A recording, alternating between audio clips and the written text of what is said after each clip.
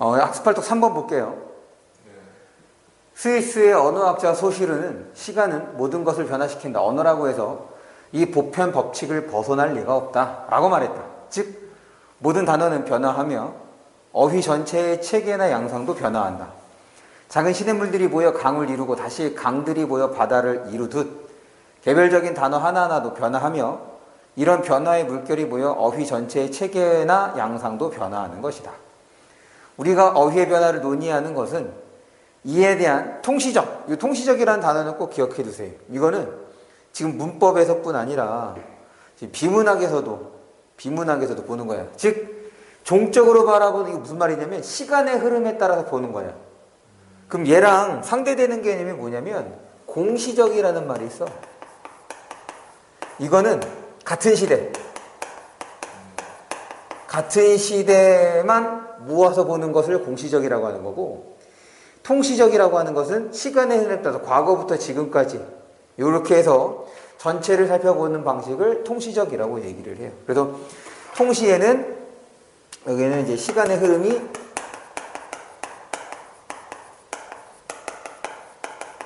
반영이 됩니다. 계속 이런 통시적 지식이 현대 국어를 이해하는 데 도움을 주기 때문이다. 다음 단어를 보면 이거는 뭐 어려운 거 아니야. 어리둥절은 우리 어리다에서 온 거예요. 어리다. 지금 중세 국어에서 어리다는 무슨 뜻이었어?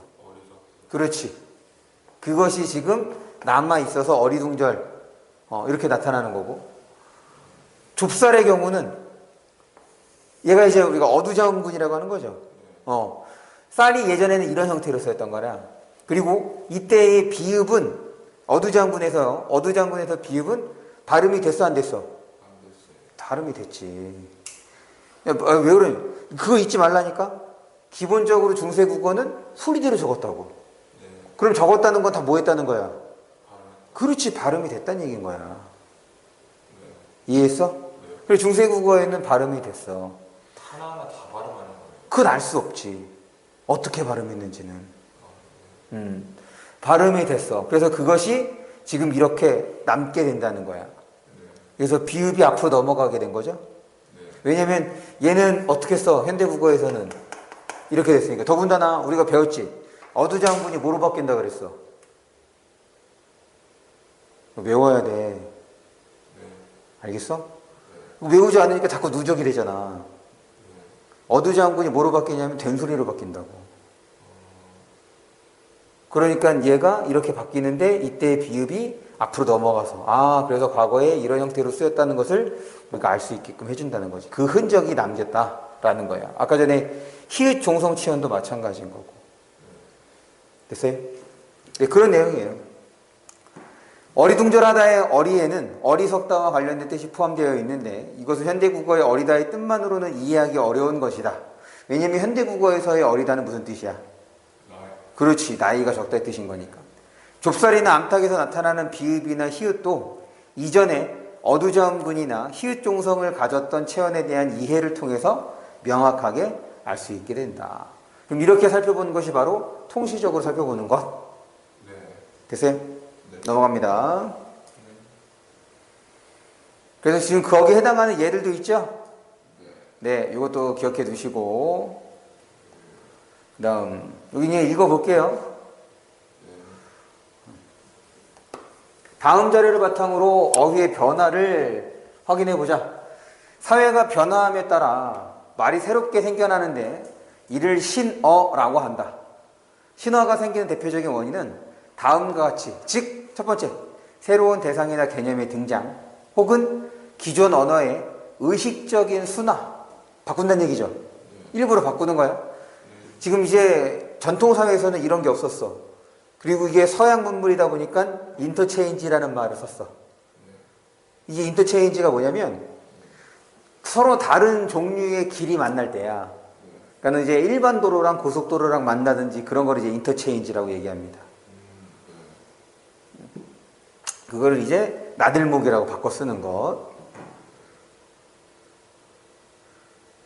모든 신어가 살아남아 국어에 자리 잡는 것은 아니다. 하지만 분명한 것은 언중에게 자주 널리 오래 사용되는 신어가 살아남는다는 것이다. 신어가 등장하면 같은 뜻을 가진 기존의 단어와 경쟁을 하게 되고, 이거 예를 들면 우리 고유어가 점점 밀려나게 됐던 거잖아. 네. 맞지? 거기에 해당하는 한자어를 많이 쓰다 보니까 매, 그 다음에 뭐 가람, 그 다음에 지문 온, 이런 것들이 지금 산, 강, 그 다음에 백, 천, 이런 것들이 밀려나는 비슷한 현상이야. 같은 현상이야. 같은 현상. 신어가 등장하면 같은 뜻을 가진 기존의 단어와 경쟁을 하게 되고, 그 결과 경쟁에서 진 단어는 소멸하기도 한다.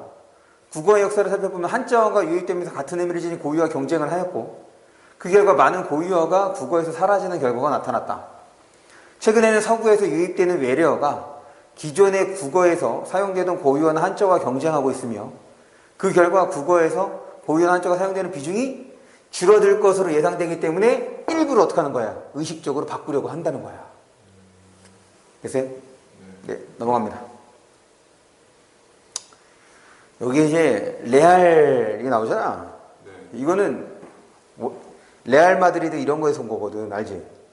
아, 그거 어느 팀이었죠? 프랑스는 미쳤네. 스페인. 그런데 이제 스페인에서의 레알은 물론 이렇게 써. 이렇게 쓰는데 이게 레알리 읽는단 말이야. 근데 레알은 리얼의 뜻이 아니야. 로열의 뜻이야, 로열. 왕 그거예요? 로열. 어쨌든 뭐. 그래서 이 신어가 만들어지는 거 이제 줄어든 말인 거죠. 그러면 한번 읽어봐주면 됩니다. 언어 활력 볼게요. 언어 활력도 어려운 내용은 아니야. 여기서의 핵심적인 내용은 이겁니다. 우리나라 말이 많이 쓰이고 있다. 세계적으로 많이 쓰이고 있다. 최근에는 한류 열풍에 힘입어 우리나라 말을, 즉 한국어, 한글을 배우려는 세계인들이 늘어나고 있는 추세다. 네. 그런데 우리나라에서는 그와는 달리 지금 외래어를 더 많이 쓰고, 그러니까 더 많이 쓰려고 한다. 그러니 좀 우리가 한글에 대해서 성찰하는 자세를 좀 지녀야 된다. 이제 이런 얘기를 하고 있는 거예요. 그래서 어려운 건 아니니까 한번 읽어보면 됩니다. 읽어볼게요. 오늘날 한류로 알려진 한국의 대중문화를 즐기려고 한국어를 배우는 사람들이 전 세계적으로 증가하고 있다. 비록 한민족은 70여 년을 분단 상태로 지냈지만 대한민국은 경제적, 문화적으로 선진국의 수준에 도달하였고 그에 따라 한국어의 위상도 높아졌다. 그러나 이러한 결과가 하루아침에 이루어진 것은 아니다. 일제강점기에는 우리 민족과 민족어에 대한 말살 정책으로 한글의 사용을 금지당해 문맹률이 이만큼에 이를 정도였다. 그러나 청년 학생들과 조선어학회 등이 문맹퇴치 운동을 전개했고 정부 수립 후, 그러니까 이제 일제강점기가 지나고 난 다음이죠.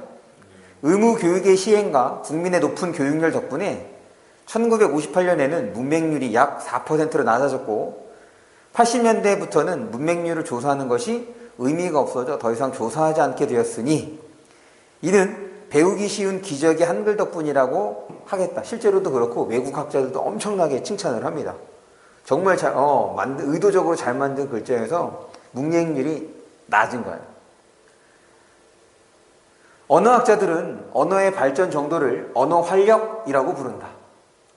그리고 언어 활력의 평가 요소로는 인구자산, 경제자산, 정치자산, 문화자산, 인구, 많은 수, 경제적 지위, 그 다음에 정치적으로 민주적이냐, 그리고 문화로는 또 어떠냐.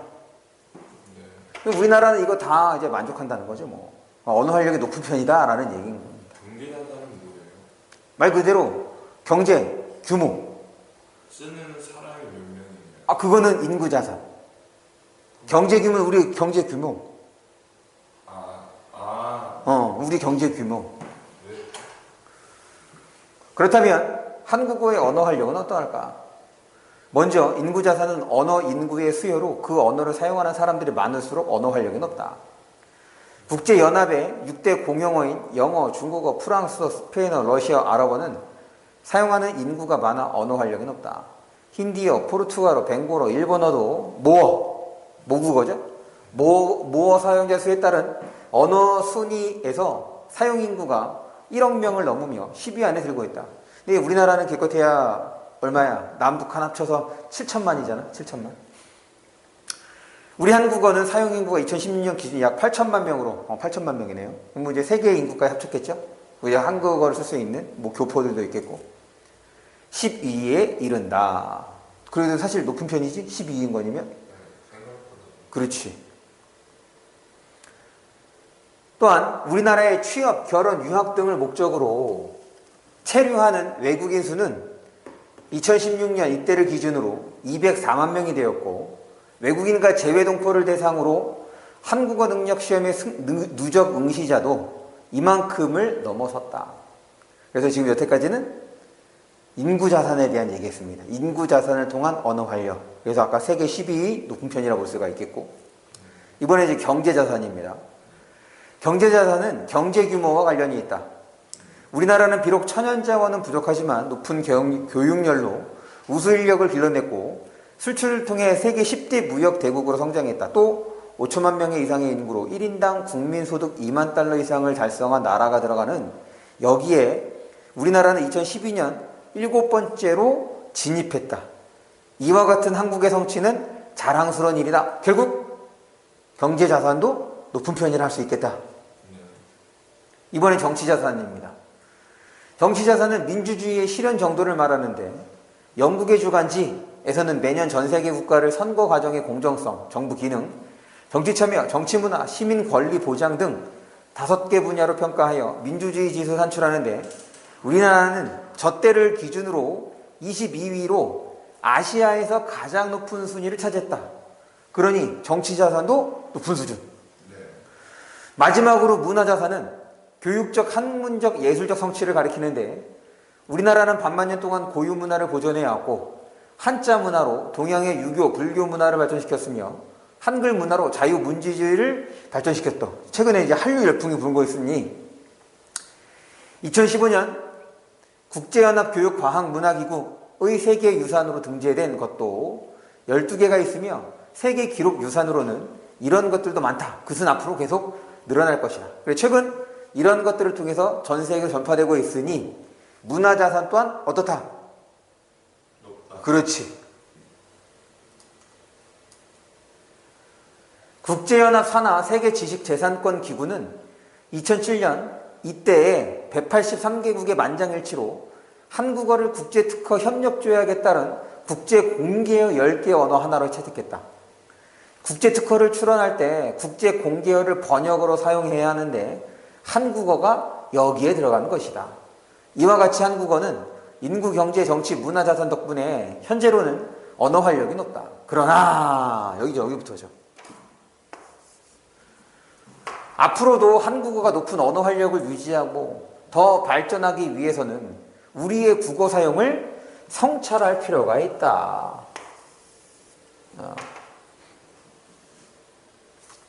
예를 들어 외래어의 사용은 날로 늘어나는 추세다. 사실 이건 어쩔 수가 없는 거예요. 새로운 것들이 자꾸 생겨나는 거니까. 일상적인 언어 생활에서는 물론 공문서 등에서도 외래어가 주의할 거는 남용되고 있다는 거야. 남용이 무슨 뜻이야? 그렇지, 막 쓰고 있다는 거야. 그러니까 바꿔 쓸 수 있는 말이 있는데도 불구하고 바꿔 쓰지 않는다는 거지. 외래어가 남용되고 외국어, 이거 주의해야 돼요. 외래어와 외국어의 차이는 이거는 외국어가 현지화된 거야. 우리나라 실정에 맞게끔 바뀐 거라고. 그런데 외국어는 현지화가 안 된 거예요. 그러니까 얘는 외국어고 외래어는 우리말 중에 일부입니다. 그런데도 불구하고 지금 남용, 함부로, 마구 쓰고 있다는 얘기인 거지. 그리고 가상 공간에서의 의사소통이 활발해지면서 국어를 과도하게 변형한 말들이 생겨나고 심지어는 맞춤법을 파괴하고 있죠.